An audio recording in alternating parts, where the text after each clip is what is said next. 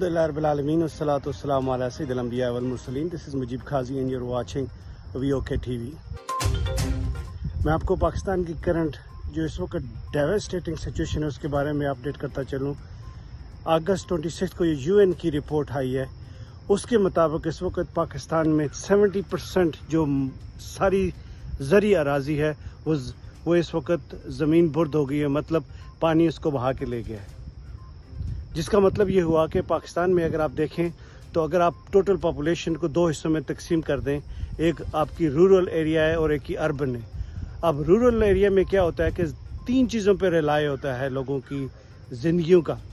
पहला ये है कि वो सारे का सारा एग्रीकल्चर पर डिपेंड करते हैं, तो तकरीबन 2 मिलियन तो 26 की रिपोर्ट है। उसके बाद कितना डैमेज हुआ क्योंकि बारिशें अभी चल रही हैं, सो 2 मिलियन एकड़ जो आपकी एग्रीकल्चर लैंड है वो पानी में बह गई। मतलब इसमें जितनी भी आपकी क्रॉप थी वो सब ज़ाया हो गई। दूसरा उनका जो रिलायंस होता है लाइवलीहुड का, वो होता है लाइफ स्टॉक्स पे। आपके जानवर हैं जिनको आप पालते हैं, उनके you know get milk out of it, फिर उनको बेचते हैं, जो भी उनका लाइफ स्टॉक पे डिपेंडेंसी है। एक एस्टिमेट के मुताबिक 8 लाख से ज़्यादा जानवर इस वक्त पानी में बह गए। और तीसरी ये होती है कि उनके यहाँ ये कस्टमरी है कि वो 5-6 महीने के लिए अपना जितना भी फूड स्टॉक है वो रिस्टोर करके रखते हैं ताकि वो मुश्किल वक्त में यूज़ कर सकते हैं। अब फ्लड आया तो वो भी बह गया, तो तीनों चीज़ें आपकी चली गई। आपकी एग्रीकल्चर लैंड चली गई, आपका लाइफ स्टॉक ख़त्म हो गया और आपके पास जो फूड सप्लाई स्टोर थी वो सारी चली गई। रोड एक्सेस बिल्कुल ख़त्म हो चुके हैं बहुत सारे इलाकों में।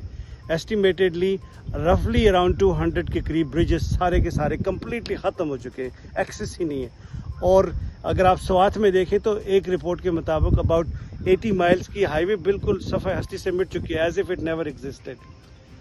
और सबसे डैमेजिंग, सबसे जो तकलीफ़ दह चीज़ ये है कि तकरीबन 1500 से ज़्यादा जानें ज़ाया हो चुकी हैं, हज़ारों के हिसाब से लोग लापता हैं या फिर ज़ख्मी हैं। अब इस सूरत हाल को देखते हुए हम सब पे ये लाज़िम है, फ़र्ज़ है कि जहाँ पे भी हम बसते हैं अपनी पॉलिटिकल एफिलिएशन को साइड पर रखते हुए 2 काम करें। अगर आप ख़ुद जा सकते हैं तो प्लीज़ फ़ंड्स जमा कीजिए, पाकिस्तान में जाके ज़रूरतमंद लोगों तक ख़ुद अपने अपने इलाकों में पहुँचाइए। अगर आप ख़ुद नहीं कर सकते तो ऐसी क्रेडिबल ऑर्गेनाइजेशन ढूंढिए जो ये काम कर सकती है।